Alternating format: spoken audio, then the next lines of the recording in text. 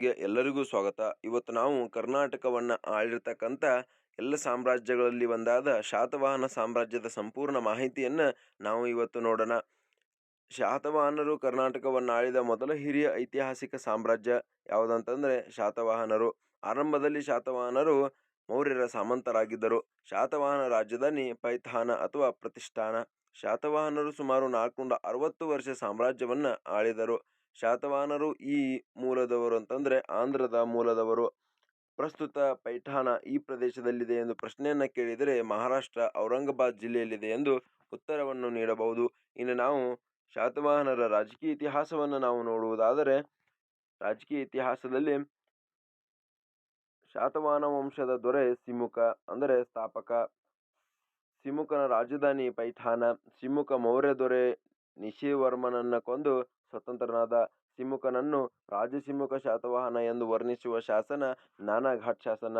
ಸಿಮುಕನಿಗೆ ಶಾತವಾಹನ ಎಂಬ ಹೆಸರನ್ನು ಕೊಟ್ಟಿರುವ ಗ್ರಂಥ ಜೈನ ಗ್ರಂಥ. ಸಿಮುಕನ ನಂತರ ಅಧಿಕಾರಕ್ಕೆ ಬಂದವರು ಇವನ ತಮ್ಮ ಕೃಷ್ಣ. 1ನೇ ಶಾತಕರ್ಣಿ ಸಿಮುಕನ ಮಗ. ನಾನಾಘಾಟ್ ಶಾಸನದ ಕರ್ತೃ ನಾಗನಿಕ. ದಕ್ಷಿಣ ಪಥ ಸಾರ್ವಭೌಮ ಹಾಗೂ ಅಪ್ರತಿಹಿತ ಎಂಬ ಬಿರುದನ್ನು ಅರಸ ಯಾವ ಹೊಂದಿದಂತಂದ್ರೆ 1ನೇ ಶಾತಕರ್ಣಿ. ಶಾತವಾಹನರ 7ನೇ ದೊರೆ ಯಾರಂತಂದ್ರೆ ಹಾಲ. ಹಾಲನು ಗಾಥಾ ಸಪ್ತಸತಿ ಎಂಬ ಪ್ರಾಕೃತ ಭಾಷೆಯಲ್ಲಿ ಈ ಶೃಂಗಾರ ಕಾವ್ಯವನ್ನ ಬರಿತಾನೆ. ಗಾಥಾ ಸಪ್ತಸತಿಯ ಕರ್ತೃ ಎಂದು ಕೇಳಿದರೆ ಹಾಲ ಎಂದು ಬರಿಬೇಕು. ಬೃಹತ್ ಕಥಾ ಅಥವಾ ಒಡ್ಡ ಕಥಾ ಕೃತಿಯ ಕರ್ತೃ ಗುಣಾಢ್ಯ.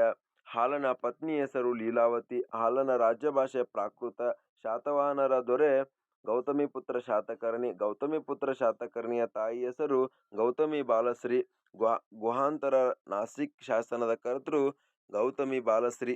ತ್ರೈಸಮುದ್ರ ತೋಯಾಪೀತವಾಹನ ಹಾಗೂ ಶಾತವಾಹನ ಕುಲ ಪ್ರತಿಷ್ಠಿತ ಎಂಬ ಬಿರುದನ್ನುಳ್ಳ ಅರಸ ಯಾರಂತಂದ್ರೆ ಗೌತಮಿಪುತ್ರ ಶಾತಕರ್ಣಿ. ದಕ್ಷಿಣ ಪಥೇಶ್ವರ ಎಂಬ ಬಿರುದನ್ನು ಹೊಂದಿದ ಶಾತವಾಹನರ ದೊರೆ ಯಾರಂತಂದ್ರೆ ಪುಲಮಾವಿ. ಶಾತವಾಹನರ ಸಾಂಸ್ಕೃತಿಕ ಕೊಡುಗೆಗಳನ್ನು ನಾವು ಇನ್ನು ನೋಡುವುದಾದರೆ, ಮೊದಲಿಗೆ ಆಡಳಿತ ಬರ್ತದೆ. ಆಡಳಿತದಲ್ಲಿ ಶಾತವಾಹನರ ಆಡಳಿತದ ಮುಖ್ಯಸ್ಥ ರಾಜ ಆಗಿರ್ತಿದ್ದ. ಪ್ರಾಂತ್ಯದ ರಾಜ್ಯಪಾಲ ಅಮಾತ್ಯ. ರಾಜನ ಆಪ್ತ ಸಲಹೆಗಾರ ಹಾಗೂ ಸಹಾಯಕ ರಾಜ ಅಮಾತ್ಯ. ಮುಖ್ಯ ಕಾರ್ಯದ ನಿರ್ವಾಹಕ ಅಧಿಕಾರಿ ಮಹಾಮಾತ್ಯ. ಸರಕು ಸರಂಜಾಮುಗಳ ಮೇಲ್ವಿಚಾರಕ ಭಂಡಾರಿಕ. ಕೇಶಾಧ್ಯಕ್ಷ ಹೇರಾಣಿಕ. ವಿದೇಶಾಂಗ ವ್ಯವಹಾರ ರಾಯಭಾರಿ. ಮಹಾಸಂಧಿ ವಿಗ್ರಹಿತ. ರಾಜನ ಆಜ್ಞೆಗಳನ್ನು ಬರೆಯುವನು ಲೇಖಕ.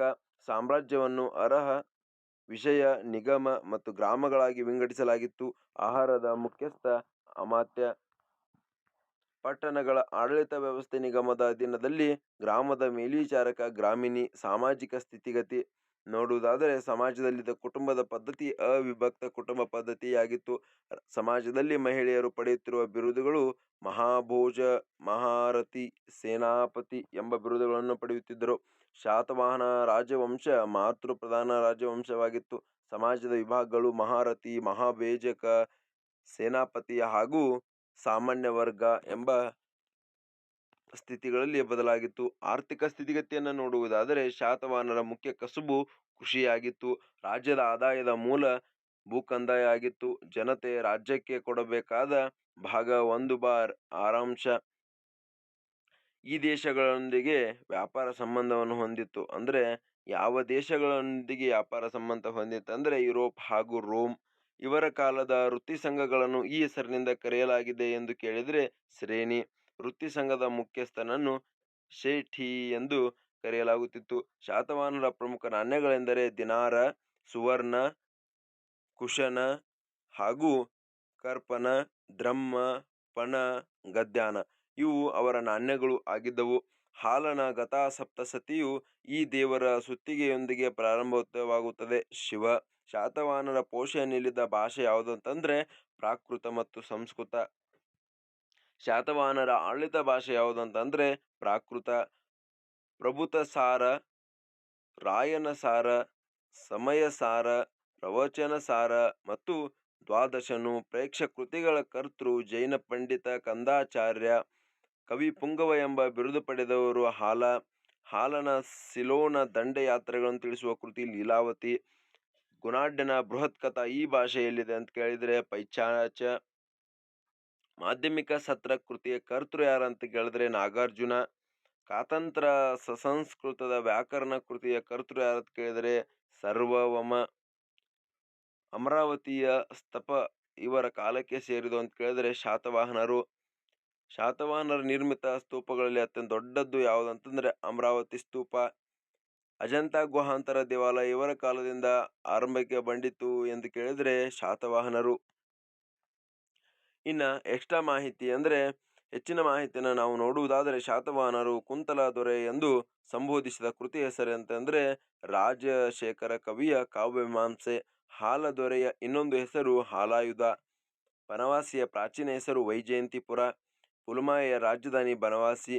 ಶಾತವಾಹನ ರಾಜ್ಯದ ವಿಭಾಗಗಳು ಜನಪದ, ತಾಲೂಕು, ವಿಷಯ, ಸೀಮೆ ಮುಂತಾದವು. ಶಾತವಾಹನರ ಸಾಗರೋತ್ತರ ವ್ಯಾಪಾರದ ಕುರಿತು ಬೆಳಕು ಚೆಲ್ಲುವ ಗ್ರೀಕ್ ಕೃತಿ ಯಾವುದಂದ್ರೆ ಅನಾಮಧೇಯ. ಗುಪ್ತರು ಮತ್ತು ಚೋಳರ ಕಾಲದ ಬೃಹತ್ ಭಾರತದ ಸಾಧನೆಗೆ ನಾಂದಿ ಹಾಡಿದವರು ಶಾತವಾಹನರು. ಭಾರತದ ಪ್ರಪ್ರಥಮ ಶಿವ ದೇವಾಲಯ ಎಂದು ಪ್ರಸಿದ್ಧಿಯನ್ನು ಪಡೆದ ದೇವಾಲಯ ತಾಳಗುಂದದ ಏಕಮಂಟಪದ ಶಿವ ದೇವಾಲಯ. ತಾಳಗುಂದದ ಏಕಮಂಟಪ ಶಿವ ದೇವಾಲಯ ಇವರ ಕಾಲಕ್ಕೆ ಸೇರಿದಂತಂದ್ರೆ ಶಾತವಾಹನರು. ಶಾತವಾಹನರ ವರ್ತಕರನ್ನು ಈ ಹೆಸರಿನಿಂದ ಕರೆಯಲಾಗುತ್ತದೆ ನೈಗಾಮ. ಆಂಧ್ರ ಭೃತೃಗಳನ್ನು ಏನೆಂದು ಕರೆಯಲಾಗುತ್ತದೆ ಶಾತವಾಹನರು. ಶಾತವಾಹನರ ಶಕೆಯ ಆರಂಭವಾದದ್ದು ಕ್ರಿಸ್ತ ಶಕ 78. ಶಾತವಾಹನ ಶಕೆಯನ್ನು ಆರಂಭಿಸಿದವರು ಶಾತವಾಹನರು. ಅದರಲ್ಲಿ ಯಾರಸ ಅಂತಂದ್ರೆ ಹಾಲ. ತ್ರೈ ಸಮುದ್ರ ತ್ವಯಾಪೀತ ವಾಹನದ ಅರ್ಥ ಯಾರಂತಂದ್ರೆ 3 ಸಮುದ್ರಗಳನ್ನು ನೀರನ್ನು ಕುಡಿದು ಕುದುರೆಯನ್ನು ವಾಹನವಾಗಿ ಪಡೆದವ. ಶಾತವಾಹನರ ಪ್ರಸಿದ್ಧ ಕಲಾ ಕೇಂದ್ರಗಳು ಕಲೆ ಅಜಂತ, ಅಮರಾವತಿ, ನಾಗಾರ್ಜುನಕೊಂಡ, ಘಂಟಸಾಲ, ನಾಸಿಕ್, ಪೈಠಾಣ. ಮೌರ್ಯರ ಪತನಾನಂತರ ದಖನ್ ಪ್ರಸ್ಥಭೂಮಿಯಲ್ಲಿ ಪ್ರಪ್ರಥಮ ಐತಿಹಾಸಿಕ ಹಿರಿಯ ಸಾಮ್ರಾಜ್ಯವನ್ನು ಸ್ಥಾಪಿಸಿದರು ಶಾತವಾಹನರು. 3 ಸಾಗರಗಳ ಒಡೆಯರು ಎಂದು ಕರೆಯಲ್ಪಡುವರು ಶಾತವಾಹನರು. ಶಾತವಾಹನರು ಪ್ರಾರಂಭದಲ್ಲಿ ಮೌರ್ಯರ ಸಾಮಂತರಾಗಿದ್ದರು. ಎಲ್ ಡಿ ಬಾರ್ನೆಟ್ ಪ್ರಕಾರ ಶಾತವಾಹನರ ಮೊದಲ ರಾಜಧಾನಿ ಶ್ರೀಕಾಕುಳಂ ಹಾಗೂ ನಂತರ ರಾಜಧಾನಿ ಧನ್ಯಕಟಕ. ಶ್ರೀಕಾಕುಳಂ ಇದು ಸಿಮುಕನ ಸ್ವಂತ ರಾಜಧಾನಿಯಾಗಿತ್ತು. ಶಾತವಾಹನರ ಲಾಂಛನ ಕುದುರೆ. ಮತ್ತು ಶಾತವಾಹನರ ಏಳಿಗೆಗೆ ಕಾರಣವನ್ನು ನಾವು ನೋಡುವುದಾದರೆ ಮೌರ್ಯರ ಸಾಮ್ರಾಜ್ಯದ ಪತನ ನಂತರ ಇವರು ಏಳಿಗೆಗೆ ಬರ್ತಾರೆ. ದಖನ್ನಲ್ಲಿ ಉಂಟಾದ ಆರ್ಥಿಕ ಸಾಮಾಜಿಕ ಬದಲಾವಣೆಯಿಂದಾಗಿ ಇವರು ಏಳಿಗೆಗೆ ಬರ್ತಾರೆ. ಮೌರ್ಯರ ಸಂಬಂಧಿತವಾಗಿ ಉಂಟಾದ ಕಬ್ಬಿಣದ ಬಳಕೆ ಹಾಗೂ ಅದರ ಪರಿಚಯ. ದಕ್ಷಿಣ ಭಾರತದಲ್ಲಿ ಹೆಚ್ಚಾದ ಕೃಷಿ ವಿಸ್ತರಣೆ.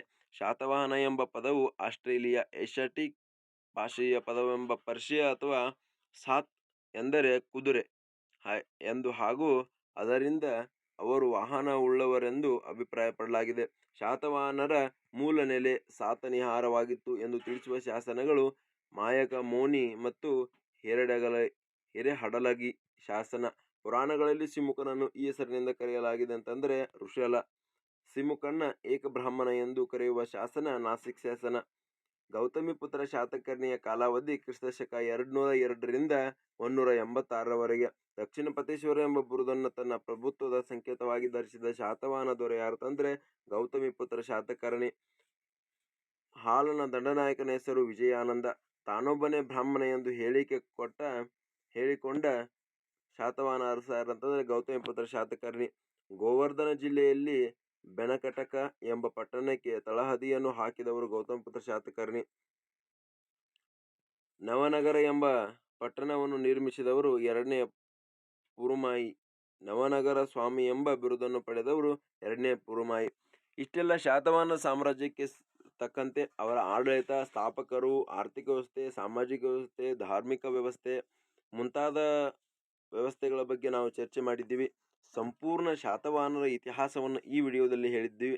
ವಿಡಿಯೋ ಇಷ್ಟವಾದರೆ ಲೈಕ್ ಮಾಡಿ, ಶೇರ್ ಮಾಡಿ, ಸಬ್ಸ್ಕ್ರೈಬ್ ಮಾಡ್ಕೊಳ್ಳಿ ಅಂತ ವಿಡಿಯೋವನ್ನು ಕೊನೆಗೊಳಿಸ್ತಾ ಇದ್ದೀವಿ. ಎಲ್ಲರಿಗೂ ಧನ್ಯವಾದಗಳು.